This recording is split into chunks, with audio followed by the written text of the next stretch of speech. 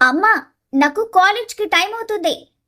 Box prepare అయిందా లేదా అని కాలేజ్ బ్యాగ్లో బుక్స్ సర్దుకుంటూ గట్టిగా అరిచింది మధు. ఎందుకే చెవి కోసిన మేకలు అరుస్తావు? నార్మల్గా పిలిచినా నాకు వినిపిస్తుంది.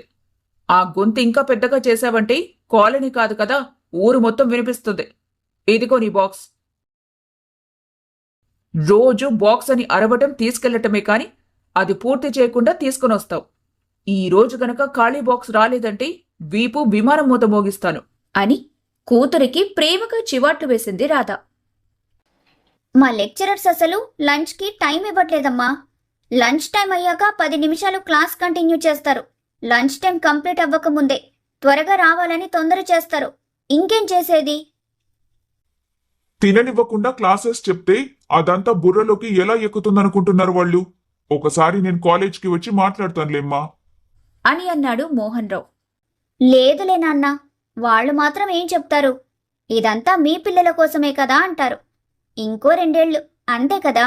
ఆ తర్వాత కాలేజ్కి నాకు రామ్ రామ్ అయిపోతుంది. హ్యాపీగా జాబ్లో జాయిన్ అయిపోవడమే. ఇప్పుడు క్లాసెస్ అని చెబుతున్నావు, అప్పుడు వర్క్ అని చెబుతావు. నాకైతే పెద్ద తేడా ఉన్నట్టు అనిపించట్లేదు. రోజు రోజుకి ఎలా పీలక అయిపోతున్నావో చూడు. ఇలాగైతే నిన్నెవరు పెళ్లి చేసుకుంటారే అని కసిరింది రాధమ్మ. సన్నగా ఉంటే పెళ్లి చేసుకోరా? ఎన్ని వంకలు పెడతారో రేపు పెళ్లి చూపులకు వచ్చే వాళ్లను చూస్తే తెలుస్తుంది. ఇంట్లో పనులు చూసుకునే ఆడవాళ్లు బలంగా దిట్టంగా ఉండాలి. కనీసం బట్టలు ఆరేయడానికి బిల్డింగ్ పైకి వెళ్లాలంటే బకెట్ మోసే ఓపికైనా ఒంట్లో ఉండాలి కదా. ఆ బకెట్ ఏదో మా ఆయన్ని పెట్టమంటానులే. అంత అవసరమైతే కిందే ఆరేసుకుంటాను. ఈ మాటలకేం తక్కువ లేదు అంటూ మొట్టికాయ వేసింది రాధమ్మ. ఛ, ఆయన నీకెప్పుడు పెళ్లిగోలే ఏంటమ్మా? ఇంకో 4 ఏళ్ల వరకు పెళ్లి ఊసే ఎత్తొద్దని నీకెన్నిసార్లు చెప్పాను? నా మాట అంటే లెక్క లేకుండా పోతుంది. నాన్న, మీ ఆవిడ్ని నువ్వు కంట్రోల్లో పెట్టుకుంటావా, నన్ను పెట్టమంటావా? నీకు రోజు రోజుకి అల్లరెక్కువైపోతుంది అంటూ ఈసారి కూతురి భుజం మీద చిన్నగా ఒక దెబ్బ వేసేసింది రాధమ్మ. అమ్మా, చెల్లిని ఎందుకు కొడుతున్నావు అంటూ అప్పుడే గదిలో నుండి బయటికొచ్చాడు వినీత్. నిన్ను కొట్టలేక నన్ను కొడుతుందిలేరా. ఇంట్లో చిన్నవాళ్లంటే ఇలాగే ఉంటుంది. ఎవరి మీద కోపం వచ్చినా చిన్నవాళ్లనే వాయించేస్తారు. నీ గాలి అమ్మ మీద నుండి నా వైపు మళ్ళిందా? నేనేం చేశానే? రాత్రి ఎందుకు లేటుగా వచ్చావు? నువ్వొచ్చేసరికి నేను డోర్ ఓపెన్ చేశానని అమ్మకు తెలిసిపోయింది. అంటే తను ఆ టైంకి మేల్కొనే ఉందట. ఇద్దరం కలిసి గూడుపుటాని చేస్తున్నామని అన్యం పుణ్యం మెరుగని నన్ను ఉదయం నుండి వాయిస్తూనే ఉంది తెలుసా? నీకు చెప్పాను కదా కంబైన్డ్ స్టడీస్కి వెళ్ళానని. ఒరే రాక్షసుడా, అబద్ధం చెప్పకురా. నిజమే అనుకుంటుంది ఈ మాత. పోనీలే పాపమని డోర్ ఓపెన్ చేస్తే నన్ను వీళ్ల ముందు ఇరికించేస్తావా? వీడి మాటలు నమ్మొద్దమ్మా. వీడేం కంబైన్డ్ స్టడీస్కి వెళ్ళలేదు. వాళ్ళ ఫ్రెండ్స్ ఎవరితో బర్త్డే ఉండి ఉంటుంది. పార్టీ చేసుకుని వచ్చుంటాడు. వాడేం నీలాంటివాడు కాదు. నా బంగారం, నా కన్నయ్య. అబద్ధాలు చెప్పడమే రాదు. నీ అబద్ధాలు అల్లరి వాడి మీద రుద్దకు అని కొడుకు తలని నిమిరింది రాధమ్మ. డాడీ, పోయిన నెలలో మన ఏరియాలో కొత్తగా కళ్ల కోసం హాస్పిటల్ కట్టించారు కదా. ఈరోజు అమ్మను అక్కడికి తీసుకెళ్ళండి. సైట్ పెరిగిందో ఏంటో, కొడుకు చేసే తప్పులు కనిపించట్లేదు ఈ మధ్య. పాపం. అలాగైతే మీ అమ్మకు చూపించాల్సింది కళ్లకు కాదు మధు, బుర్రకు. ఒక్కోసారి కళ్ళు మూసుకుపోయినా బుర్రకైనా తెలుగుండాలి కదా. అది తగ్గినట్టుంది అని కూతురికి వంత పాడుతున్నట్టుగా అన్నాడు మోహన్ రావు. మీ తండ్రి కూతుర్లకు ఏ పని పాట లేదేమో. ఎప్పుడు చూసినా మా మీద పడుతుంటారు. వీళ్ల గురించి వదిలేసేయ్. నువ్వు రారా విన్ని, నీకు దోశలు పోసిస్తాను. పోయి బాగా పోసి వాణ్ణి అడ్డంగా మేపు. కాలేజ్ అయిపోయి 2 ఏళ్లైనా జాబ్ తెచ్చుకోవాలన్న ఆలోచన కూడా లేకుండా గాలి తిరుగులు తిరుగుతున్నాడు. వాడికి గడ్డి పెట్టాల్సింది పోయి మాట పడనివ్వకుండా గారాబం చేస్తున్నావు. నీ గారాబమే ఇక్కడి వరకు తీసుకొచ్చింది అని కొంచెం కోపంగా అన్నాడు మోహన్ రావు. వాడేమైనా జాబ్ చేయననంటున్నాడా? ఇంటర్వ్యూలకి వెళ్తూనే ఉన్నాడు కదా. ఎవరు జాబ్ ఇవ్వకపోతే వాడు మాత్రం ఏం చేస్తాడు? మనం కాకపోతే ఇంకెవరు అర్థం చేసుకుంటారు? ఊరికే వాడు తినేటప్పుడు ఏదో ఒకటి అనకండి. వాడి మనసు నొచ్చుకుంటుంది. అంత నొచ్చుకుంటే త్వరగా జాబ్ సంపాదించమని చెప్పు. ఇంకొన్ని రోజులు పోతే మధు ఎగ్జామ్స్ క్లియర్ చేసి ఆల్రెడీ క్యాంపస్ ఇంటర్వ్యూస్ లో క్రాక్ చేసింది కాబట్టి జాబ్ లో జాయిన్ అయిపోతుంది. ఇంకో ఏడాదికైనా పెళ్లి చేస్తాం కదా. అప్పుడు పెళ్లి వాళ్ళు చూసేది మధుని, నన్ను, నిన్ను కాదు, వీణ్ణి కూడా. ఎల్లకాలం మనము మధుకే తోడుగా ఉండం. ఎప్పటికీ ఉండేది అన్నయ్య, తమ్ముడు మాత్రమే. ఇలాంటి వీడు ఇలా ఏ జాబ్ లేకుండా తిరుగుతున్నాడని తెలిస్తే తనకి పెళ్లి కుదురుతుందా? అబ్బా నాన్న, అమ్మ చెప్పినట్టు అన్నయ్య ఏం జాబ్ చేయనని చెప్పడం లేదు కదా. తను కూడా ట్రై చేస్తున్నాడు. అయినా ఇప్పుడు నా పెళ్లికి వచ్చిన తొందర ఏముందంట? నిజంగానే ఇంకో 4 ఏళ్ల వరకు నాకు పెళ్లి చేసుకునే ఉద్దేశం లేదు. ఈ విషయంలో నన్నెవరూ ఫోర్స్ చేయకండి. అన్నయ్యని కూడా ఊరికే గుచ్చకండి. ఏదో ఒక రోజు అందరూ గర్వపడేలా మంచి జాబ్ సంపాదించుకుంటాడు అని చెప్పింది మధు. థ్యాంక్స్ రా, నువ్వైనా నన్ను అర్థం చేసుకున్నావు అని మధు తలనిమిరి తండ్రిని ఒక చూపు చూసి టిఫిన్ చేయకుండానే బయటికి వెళ్ళిపోయాడు వినీత్. ఇప్పటికే వెళ్ళిన ఇంటర్వ్యూస్లో 3 హోల్డ్లో ఉన్నాయి కదా నాన్న. అందులో ఏదో ఒకటి సెలెక్ట్ అయిపోతాడు అన్నయ్య. తనని డిస్టర్బ్ చేయకండి. నాకు టైం అవుతుంది, కాలేజీకి వెళ్ళొస్తాను అని చెప్పి బయలుదేరింది మధు. నీకోసం ఎంతసేపు వెయిట్ చేయాలి విన్ని? ఈ ఎండలో నిలబడి నిలబడి నేను ఎలా టాన్ అయిపోయానో చూడు అని కోపంగా అంది సౌమ్య. సారీ బేబీ, ఇంట్లో చిన్న గొడవ, అది క్లియర్ చేసుకొని వచ్చేసరికి లేట్ అయింది అని అన్నాడు వినీత్. ఈరోజు మనం లాంగ్ డ్రైవ్ ప్లాన్ చేసుకున్నాం కదా. నీకోసం నేను వెయిట్ చేస్తుంటానని తెలిసినప్పుడు కాస్త ముందుగా బయలుదేరుండొచ్చు కదా. సరే, దారిలో వెళ్తూ మాట్లాడుకుందాం గాని ముందు ఆ బైక్ పార్క్ చేసి నా కార్ తీ అంటూ తనకి కీస్ ఇచ్చింది సౌమ్య. ఆమె చెప్పినట్టే తన బైక్ని ఓ పక్కన లాక్ చేసి కార్ స్టార్ట్ చేశాడు వినీత్. ఇద్దరూ లాంగ్ డ్రైవ్కి స్టార్ట్ అయ్యారు. ఇప్పుడు చెప్పు, దేని గురించి గొడవ? ఎప్పుడూ ఉండేదే, జాబ్ చేయట్లేదని. నన్ను పెళ్లి చేసుకుంటే నువ్వు నా హోల్ అండ్ సోల్ ప్రాపర్టీకి ఫ్యూచర్ ఓనర్ అవుతావు. జాబ్ చేయాల్సిన కర్మ నీకేంటి విన్నీ? ఆ విషయం మనిద్దరికీ తెలుసు కానీ మా ఇంట్లో వాళ్లకు తెలియదు కదా. ఇంకెప్పుడు చెప్తావు? దేనికైనా టైం రావాలి. మేము చూస్తే మిడిల్ క్లాస్, మీరు చూస్తే అప్పర్ మిడిల్ క్లాస్ కూడా కాదు, హై రేంజ్. మామూలుగానే మా అమ్మకు భయాలు ఎక్కువ. మీలాంటి వాళ్ళ ఇంటి నుండి అమ్మాయిని ఇష్టపడుతున్నానని తెలిస్తే నన్ను సెంటిమెంటల్ గా లాక్ చేయడానికి బ్లాక్మెయిల్ మొదలు పెట్టినా పెడుతుంది. అందుకే చెప్పడానికి ఇంకా ఆలోచిస్తున్నాను. ఇలా ఆలోచిస్తూనే ఉంటే కష్టం. మనిద్దరం స్టెప్ తీసుకోవాలి. మన ఫ్యామిలీకి మన విషయం చెబితే వాళ్ళు పెళ్లి గురించి మాట్లాడుకుంటారు కదా. ఏంటి మాట్లాడేది? నువ్వు చూస్తే మీ డాడీ ఇల్లరిక మల్లుణ్ణి కోరుకుంటున్నాడని చెప్పావు. మా వాళ్లకు నేను మాత్రమే కదా.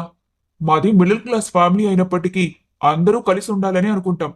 నువ్విలా నన్ను వాళ్లకు దూరం చేయాలని అనుకుంటున్నావని తెలిస్తే వాళ్ళు మాత్రం ఎలా ఒప్పుకుంటారు చెప్పు? వాళ్ళొప్పుకుంటారో వీళ్ళొప్పుకుంటారో అని ఆలోచించుకుంటూనే టైం అంతా గడిపేశాయి. ఇప్పటికే వస్తున్న మ్యాచెస్ని చెడగొట్టడానికి నేను చాలా ఇబ్బంది పడుతున్నాను. నేను చెప్పడానికన్నా ముందు మా డాడీకి మన విషయం తెలిస్తే నన్ను చంపేస్తాడు. ఆ తర్వాత నీ ఇష్టం. భయపడుతున్నావా? అయినా నేను చేస్తే నువ్వేం చేస్తావు? నేనేం చేస్తాను నువ్వు లేకుండా? నేను కూడా నీ వెనకే. I know baby, you love me so much. అవును, నేను లవ్ యూనే. నువ్వే నన్ను సరిగ్గా లవ్ చేయట్లేదు. నా ఫీలింగ్స్ని అస్సలు పట్టించుకోవట్లేదు. ఓకే ఓకే, నాకు నీ బాధ అర్థమైంది. త్వరలో మంచి టైం చూసుకొని ఫస్ట్ మా ఇంట్లో చెప్తాను. ఆ తర్వాత ఎలా జరగాలని రాసుంటే అలా జరుగుతుంది. ఎలా జరగడానికి వీల్లేదు. నువ్వు ఖచ్చితంగా మా ఇంటికి వచ్చేయాల్సిందే. అప్పుడే మన లైఫ్ హ్యాపీగా ఉంటుంది.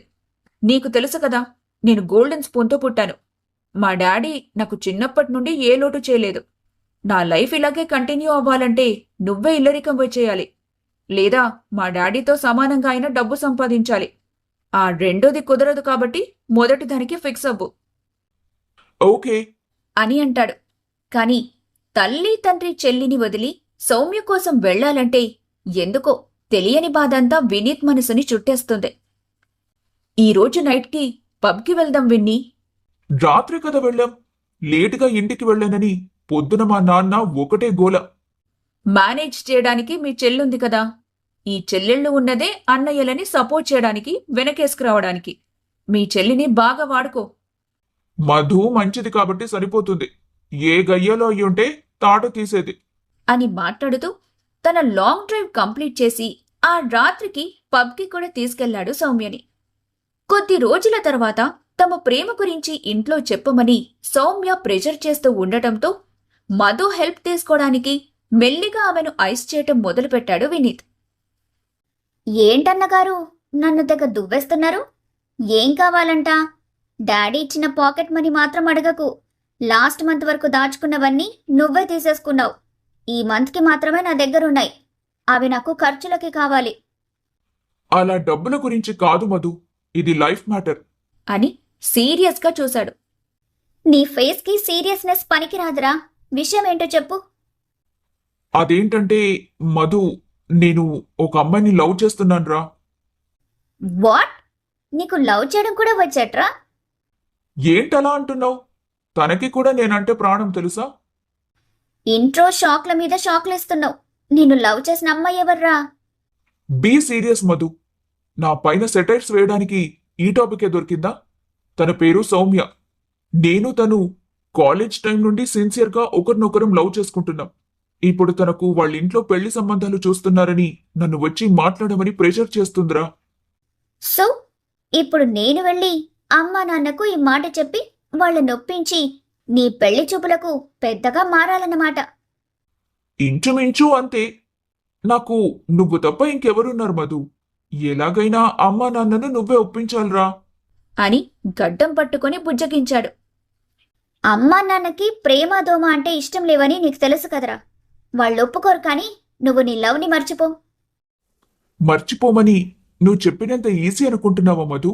ప్రేమించడం, అమ్మాయిని మర్చిపోవడం? బీ ప్రాక్టికల్ రా అన్నయ్య. అయినా సినిమాలో చూపించినట్టు ప్రేమ మన మనసు ప్రమేయం లేకుండానే పుడుతుందన్నది అబద్ధం. మనసు ప్రమేయం లేకపోయినా బుర్రకు ప్రమేయం ఉంటుంది కదా. నువ్వు లవ్ చేసే ముందు ఫస్ట్ మన ఫ్యామిలీ మెంబర్స్ గురించి, వాళ్ళ ఫీలింగ్స్ గురించి ఆలోచించాలి కదా. ఎందుకు లవ్ చేశావు? ఎవరిని అడిగి లవ్ చేశావు? ఏంటి మధు ఇది? నువ్వేదో నాకు సపోర్ట్ చేస్తావని నేను ఇంత హోప్తో వస్తే రివర్స్లో వేసుకుంటున్నావు. నాకన్నా 2 ఏళ్లు చిన్నదానివే అయినా నా ఫీలింగ్స్ నీకు తెలుస్తాయి కదే. నాకు నీ ఫీలింగ్స్తో పాటు అమ్మా నాన్న ఫీలింగ్స్ కూడా తెలుస్తాయి. వాళ్ళకసలు ఈ ప్రేమంటేనే నచ్చదురా ఎందుకో. లేదంటే రోజుకి నాకు 10 ప్రపోజల్స్ అయినా వస్తూనే ఉంటాయి. ఎవడో ఒకడు నాకు నచ్చకపోతాడా? అయినా మన అమ్మా నాన్నలు గుర్తొచ్చే నేను నా లిమిట్స్లో ఉంటున్నాను. అయితే ఇప్పుడేమంటావు? లైట్ తీసుకొని అమ్మాయిని మర్చిపోమ్మనంటాను. నేను మర్చిపోతే తను మర్చిపోవద్దు. అది నా కోసం చావడానికైనా రెడీగా ఉంది. వాళ్ళ ఇంట్లో సంబంధాలన్నీ క్యాన్సిల్ చేసుకుంటుంది. ఇప్పుడు నేను కూడా దాన్ని మోసం చేస్తే దానికి చావే గతవుతుంది కదరా. ఏంటన్నయ్యా ఇలా ఇరకాటంలో పెట్టేస్తున్నావు? అటు చూస్తే నాలాంటి ఒక అమ్మాయి అని జాలిగా ఉంది, ఇటు చూస్తే అమ్మా నాన్న. నీకు కాస్త కూడా బుద్ధి లేదురా అన్నయ్య. ప్రేమలో పడ్డాకే తెలిసింది లేదని. ఇప్పుడు పడిపోయాను కదా, పైకి రాలేకపోతున్నాను. సరే, మంచి టైం చూసుకొని అమ్మా నాన్న దగ్గర ఈ టాపిక్ తీసుకొస్తాను. ఆ అమ్మాయి డీటెయిల్స్ ఏంటో అవన్నీ నువ్వే చెప్పుకొని ఒప్పించుకో. నేను హెల్ప్ మాత్రమే చేస్తాను. ఓకే ఓకే, నువ్వు స్టార్ట్ చెయ్యి, నేను అల్లుకుపోతాను. అన్నా చెల్లెళ్ళిద్దరూ ఈ విషయం గురించి చాలాసేపు మాట్లాడుకొని ఆ రాత్రి నిద్రపోయిన తర్వాత నెక్స్ట్ డే అందరూ కలిసి టిఫిన్ చేస్తూ ఉండగా మెల్లిగా టాపిక్ తీసుకొచ్చింది మధు. డాడీ, అన్నయ్య ఎవరో అమ్మాయిని ఇష్టపడుతున్నాడంట అని చిన్నగా చెప్పింది. ఆ మాట వినడమే కొడుకు వైపు కొట్టేలా చూశాడు మోహన్ రావు. అలా చూడకండి డాడీ, ఆ అమ్మాయి కూడా నన్ను సిన్సియర్గా లవ్ చేస్తుంది. నీ మొహానికి జాబ్ సంపాదించుకునే తెలివి లేదు కానీ లవ్ కావాల్సి వచ్చిందా? లవ్ అయినా బాధ్యత లేని అబ్బాయిని ఆ పిల్ల ఎలా ప్రేమించిందిరా? ఆ అమ్మాయి కూడా నీలాంటిదే అయి ఉంటుంది. పిచ్చి పిచ్చి వేషాలు వేయకుండా ముందు జాబ్ తెచ్చుకో. ఆ తరువాత చెల్లి పెళ్లి చేశాకే నీకు పెళ్లి. అందుకు చాలా టైం పడుతుంది కాబట్టి అమ్మాయిని ఇంకొకరిని చూసుకోమని చెప్పు. అలా మాట్లాడకండి డాడీ. వాళ్ళిద్దరూ నిజంగానే ఒకరినొకరు సిన్సియర్గా ఇష్టపడుతున్నారు కదా. మనసులో ఒకరిని పెట్టుకుని ఇంకొకరిని ఎలా పెళ్లి చేసుకుంటారు? మధు, నువ్వు చిన్నపిల్లవి, నీకేం తెలీదు. సైలెంట్గా ఉండు. నీ ప్రాబ్లం ఏంటి డాడీ? నాకు జాబ్ లేకపోవడమా, నేను ప్రేమించడమా? రెండు వినీత్, సౌమ్యకి చాలా ఆస్తుంది. తను ఒక్కతే వారసురాలు. తనని పెళ్లి చేసుకుంటే వాళ్ళ బిజినెస్లన్నీ చూసుకోవాల్సింది నేనే. ఒకేసారి నాకు నచ్చిన అమ్మాయితో పెళ్లి జరుగుతుంది. మీరన్నట్టు ఒకేసారి నాకు నచ్చినమ్మాయితో పెళ్లి జరుగుతుంది. మీరన్నట్టు చిన్న జాబ్ కాకుండా పెద్ద బిజినెస్ కి ఓనర్ అయిపోతాను నేను. అంటే బాగా డబ్బున్నమ్మాయి అన్నమాట. అవును, బిజినెస్ మ్యాన్ రంగారావు గారి కూతురు. వాళ్ళు కోటీశ్వరులు కదరా. అలాంటి పెద్దింటి వాళ్ల పిల్లతో నీకెందుకురా ఈ ప్రేమలు దోమలు? ఏదైనా తేడా జరిగిందంటే మన కుటుంబాన్ని మొత్తం లేపేసినా అడిగే దిక్కు లేకుండా పోతాం. మీ నాన్న చెప్పినట్టు విను వినీత్, ఇవన్నీ వద్దు అని భయంగా అంది రాధమ్మ. డబ్బున్న వాళ్ళైతే అంత డేంజర్ మనుషులవుతారా అమ్మా? వాళ్ళు చాలా మంచివాళ్లే. అది సరే కాని నువ్వు వాళ్ళ బిజినెస్ చేసుకోవాలంటే అక్కడే ఉండాలి కదా? అని అనుమానంగా అడిగాడు మోహన్ రావు. అవును నాన్న, వాళ్ళు ఇల్లరికం కోరుకుంటున్నారు అని నసుగుతూ చెప్పాడు వినీత్. ఆ మాట వినగాని అతను తనకి ముందు ఆ విషయం చెప్పనందుకు మధు ఆశ్చర్యపోతే తండ్రి ప్లేట్లోనే చేయి కడిగేసి ఏమీ మాట్లాడకుండా అక్కడ్నుంచి వెళ్ళిపోయాడు. మాట్లాడుతుంటే అలా వెళ్ళిపోతారేంటమ్మా? ఏదో ఒకటి చెప్పాలి కదా అని తల్లి మీద విసుక్కున్నాడు వినీత్. ఏంట్రా చెప్పేది? మాకేమైనా నలుగురు కొడుకులున్నారా? ఒకరు లేకపోతే ఇంకొకరు అనుకోడానికి? ఉన్న ఒక్క కూతురు కొడుకుని కళ్లల్లో పెట్టుకుని ఉన్నంతలో పెంచుకుంటున్నాం. మధుకి పెళ్లి చేస్తే అత్తగారింటికి వెళ్ళిపోతుంది. నువ్వు పెళ్లి చేసుకుని మీ అత్తారింటికి వెళ్ళిపోతే మేము ఎవరిని చూసుకొని బతకాలిరా? అని కోప్పడింది రాధమ్మ. నేను మిమ్మల్ని వదిలేస్తాననుకుంటున్నారా అమ్మా? వాళ్ళ ఉద్దేశం అది కాదన్నయ్యా. ఇల్లరికం వెళ్లడం అంటే చూసేవాళ్లకు మన మీద అసలు గౌరవం ఉండదు తెలుసా? ఆడపిల్లను అత్తారింటికి పంపించడానికి తల్లిదండ్రులు ఎంతో బాధపడుతూ తప్పక పంపిస్తారు. కొడుకుని కూడా దూరం చేసుకోవడానికి ఎవరైనా ఇష్టపడతారా చెప్పు? అంతెందుకు, నువ్వు ప్రేమిస్తున్న అమ్మాయిని మన ఇంటికి పంపించొచ్చు కదా వాళ్ళ నాన్న. డబ్బుంది కాబట్టి కోరుకుంటున్నారు, అంతేనా? వాళ్ళ డిమాండ్స్ అవి మధు. నాకు ఖచ్చితంగా సౌమ్య కావాలి. సౌమ్య కావాలంటే నేను ఇల్లరికం వెళ్ళాలి. ఇవి జరగలేదంటే మేమిద్దరం సూసైడ్ చేసుకుని చచ్చిపోతాం అని బెదిరించి వెళ్ళిపోయాడు వినీత్. ఏంటి మధు, వీడిలా మాట్లాడుతున్నాడు? అని భయంగా అంది రాధమ్మ. నువ్వేం కంగారు పడకమ్మా, నేను అన్నయ్యతో మాట్లాడతాను. ఆ అమ్మాయి ఎవరో కనుక్కొని తనతో కూడా మాట్లాడడానికి ట్రై చేస్తాను. నాకొకటి చెప్పు, ఇల్లరికం వెళ్ళకపోతే అన్నయ్య ప్రేమ పెళ్లికి మీకు అబ్జెక్షన్ లేదు కదా? లేనత్త కన్నా గుడ్డత్త మేలన్నట్టు ఎప్పటికీ నా కొడుకు నా కళ్ల ముందుండటమే నాకు ముఖ్యం. వాడంత కరాఖండిగా చచ్చే వరకు వెళ్తానని మాట్లాడుతున్నాడంటే చాలా ఇష్టంగా ఆ అమ్మాయి మీద చాలా ప్రేమ పెంచుకున్నట్టున్నాడు. వాళ్ళిద్దరూ సంతోషంగా ఉంటారంటే నాకేం అభ్యంతరం లేదు. సరే, ఆ అమ్మాయిని కలిసి ఇల్లరికం రావడానికి మాకిష్టం లేదని మాత్రమే చెబుతానులే. నువ్వు నాన్నను కన్విన్స్ చేయడానికి ట్రై చెయ్యి అని చెప్పి కాలేజ్కి బయలుదేరింది మధు. హాయ్ విన్నీ, ఇంట్లో చెప్తానన్నావు కదా, చెప్పావా? మీ వాళ్ళు ఏమన్నారు? అని ఆత్రంగా అడిగింది సౌమ్య. ఇంకేమంటారు, నో అనే అన్నారు. అని డల్గా చెప్పాడు వినీత్. వాట్? నాకు నో చెప్పారా?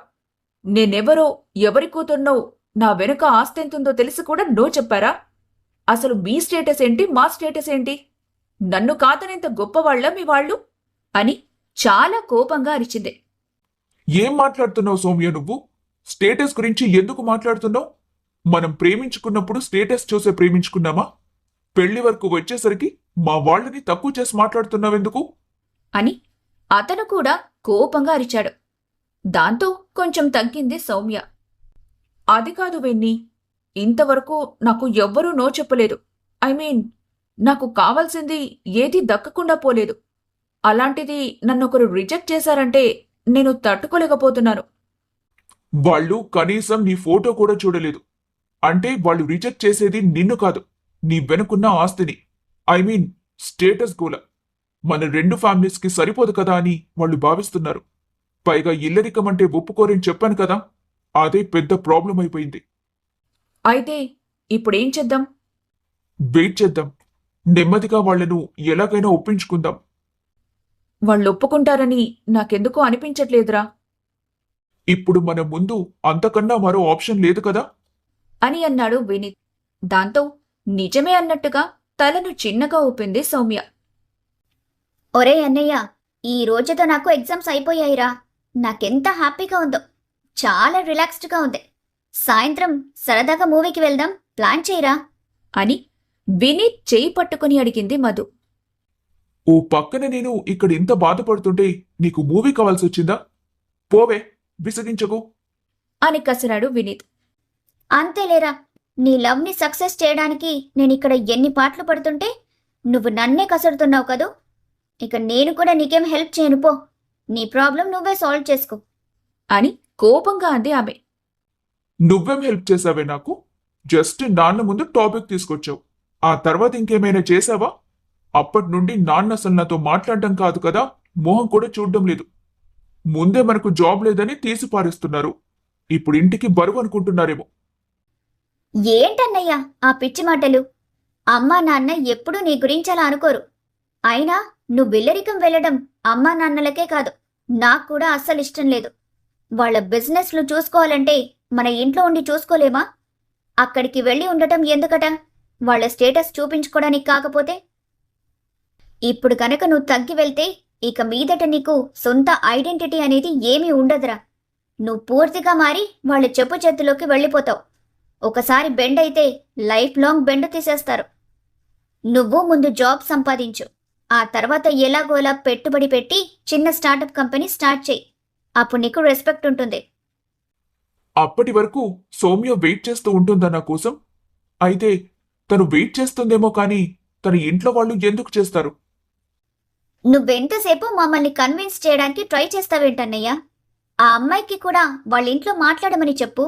నీకిల్లరికం రావడం ఇష్టం లేదని, సొంతంగా జాబ్ చేయాలనుకుంటున్నానని, కంపెనీ పెట్టాలనుకుంటున్నావని వాళ్ళ అమ్మా నాన్నలకి ఒప్పించమని చెప్పు.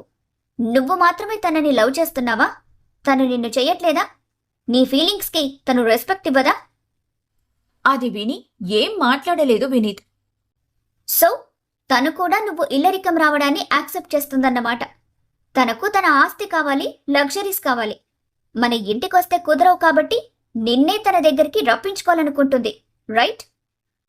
అలాంటిదేం లేదు మధు. తను కూడా వాళ్ళ ఇంట్లో మాట్లాడుతూనే ఉంది. అని అబద్ధం చెప్పాడు. అలా అయితే నో ప్రాబ్లం. రెండు వైపులా ఆపోజిట్ పోల్స్లా ఉన్నారు కాబట్టి ఎవరో ఒకరు తగ్గాలి.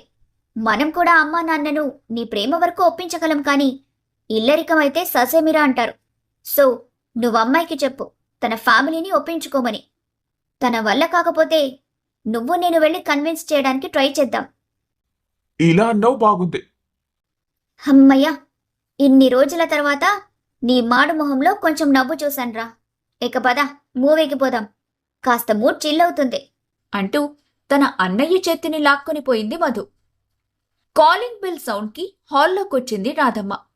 అప్పటికే టీవీ చూస్తున్న మోహన్ రావు, నోట్స్ రాసుకుంటున్న మధు కూడా హాల్లోనే ఉండటంతో రాధమ్మ కన్నా ముందే మధు వెళ్లి డోర్ ఓపెన్ చేసింది. ఎదురుగా సౌమ్య వినీత్ మెడలో దండలతో, సౌమ్య మెడలో తాళితో ఇద్దరూ తలమీద అక్షింతలతో ఉండటం చూసి పెళ్లి చేసుకున్నారని అర్థమవ్వగానే ఎక్కడివారక్కడే స్థానువుల్లా నిలబడిపోయారు.